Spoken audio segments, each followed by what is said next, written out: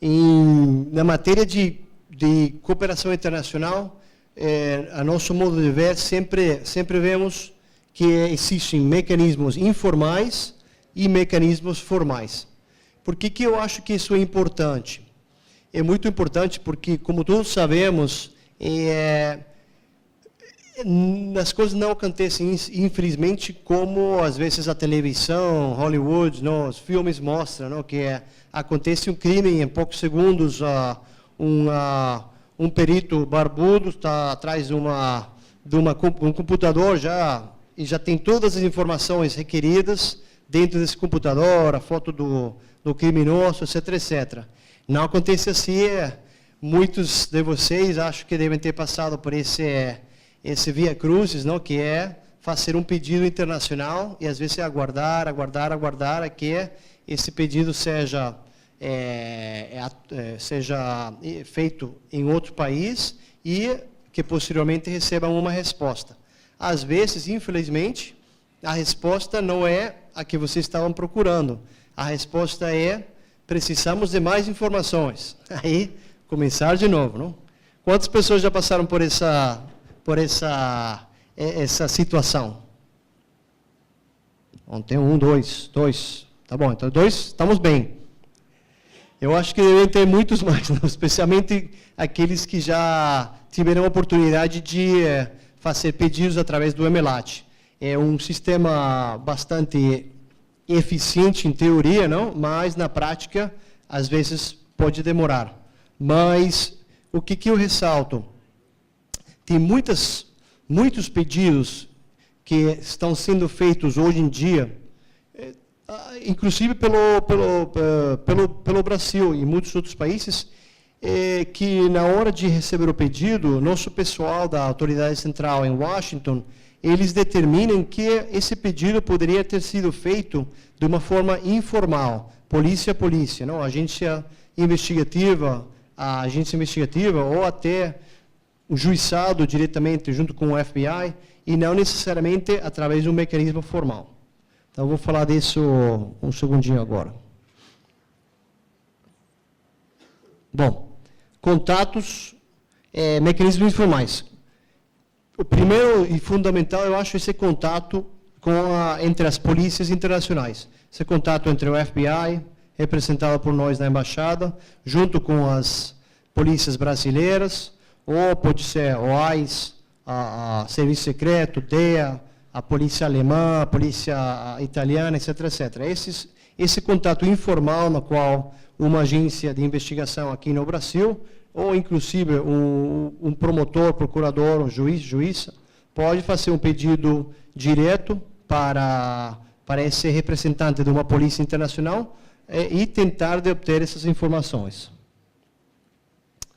Agora, quais são os tipos de informação os quais podem ser feitos de forma informal e que nós podemos acabar fornecendo as informações sem necessidade de um pedido formal que às vezes demora muito. Por exemplo, movimentações migratórias de um indivíduo brasileiro que foi para os Estados Unidos, lá praticou crimes, de repente se suspeita que lavou dinheiro, etc, etc, e vocês estão querendo movimentações migratórias dele, entradas, saídas do país, viagens internos, etc. Acontece bastante esse pedido. Não se precisa, em absoluto, de que esse pedido seja feito da forma formal, ou por carta rogatória ou por Emelat. Pode ser feito diretamente, junto com um dos órgãos policiais, pode ser através de nós, ou do próprio CBP ou AIS, e a gente pode fornecer essas informações através de um ofício, e vocês, posteriormente, imagino que poderão utilizar essas informações dentro do seu inquérito ou dentro da causa que estejam julgando. Outro exemplo é um cidadão brasileiro foi morar lá em Orlando e se suspeita que está praticando crime de X, Y, etc., e que já tenha comprado alguns bens, tem prédios, apartamentos, carros, lanchas. Vocês estão querendo saber quais são os bens que essa pessoa tem, ou Outro exemplo, se é verdade de que essa pessoa aparece nos documentos de incorporação de várias empresas norte-americanas. Esses dados são dados que também podemos obter da forma informal, com um simples pedido, um ofício, um e-mail enviado, por exemplo, para o meu escritório em Brasília. Nós podemos ou fazer esse pedido diretamente à sede do FBI, ou através de vários bancos de dados, podemos determinar de que esse indivíduo em questão tem um apartamento em Miami e ele já aparece nos documentos como o tesoureiro, o dono, o assinante de uma conta ou é titular de uma empresa que foi incorporada em Estados Unidos. Posteriormente, a gente repassa esses dados para vocês através de um ofício e eu acho que acelera muito, agiliza muito as investigações. Outro exemplo fundamental que se pratica dia a dia de uma forma informal é a obtenção de informações sobre movimentações suspeitas através das unidades de inteligência financeiras. Em Estados Unidos, no caso americano, a nossa unidade seria o FinCEN, que está na Virgínia, do lado do Washington, e aqui no Brasil seria o COAF, né, que está em Brasília. Todos eles, obviamente, para poder intercambiar informações que serão trabalhadas como inteligência, não podem ser utilizadas no inquérito, mas é simplesmente inteligência. Essas unidades de investigação financeira têm que ser membros do grupo Egmont. É um requerimento.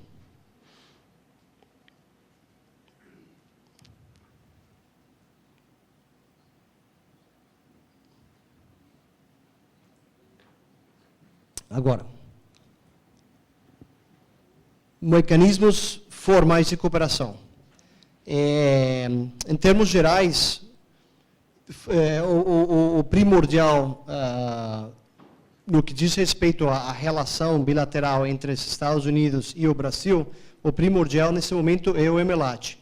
A partir do ano 2002, quando finalmente foi assinado esse tratado e foi começado a ser utilizado, como eu falei, foi inaugurado, se pudéssemos falar, com o caso de Banestado, a principal técnica através da qual o Brasil e Estados Unidos intercambiam pedidos de cooperação formal através das autoridades centrais. Nossa autoridade central se encontra dentro do Departamento de Justiça, não? No Escritório de Assuntos Internacionais, chama OIA, e é uma autoridade central única. Esses advogados que trabalham na autoridade central, eles tratam tanto de enviar e receber pedidos do EMELAT, como também de processar pedidos para deportação e pedidos de prisões preventivas para fins de extradição. A diferença que é daqui do sistema brasileiro, no qual, por exemplo, em Brasília, a entidade que se encarga de atuar como autoridade central, no caso de pedidos através do EMELAT, é o DRCI, que é o atual titular lá, é o Dr. Ricardo Saad. Imagino que muitos devem conhecer ele. É através dele que são feitos os pedidos de EMELAT para Estados Unidos. Mas no caso de pedidos de extradição, o processamento de uma prisão preventiva, etc., tudo isso é feito através do Ministério de Justiça, da Secretaria Nacional de Justiça, do Departamento dos Estrangeiros. Obviamente, tudo isso aqui tem uma participação do Itamaraty, a parte protocolar, não? A parte diplomática. Mas, então, o Brasil tem duas autoridades centrais, se você pudesse dizer dessa forma. Em Estados Unidos é uma autoridade central única. Agora, dentro dessa autoridade central em Washington, que é o OIA, Existe outra divisão paralela, que se chama a AFMLS, que é quem se encarrega de receber e trabalhar aqueles pedidos de recuperação de bens, recuperação de ativos estrangeiros.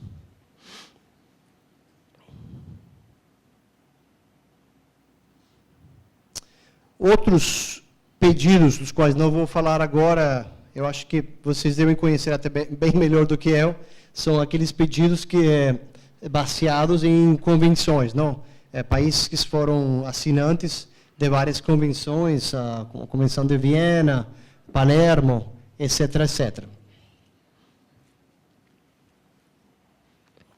E, por último, temos a carta rogatória.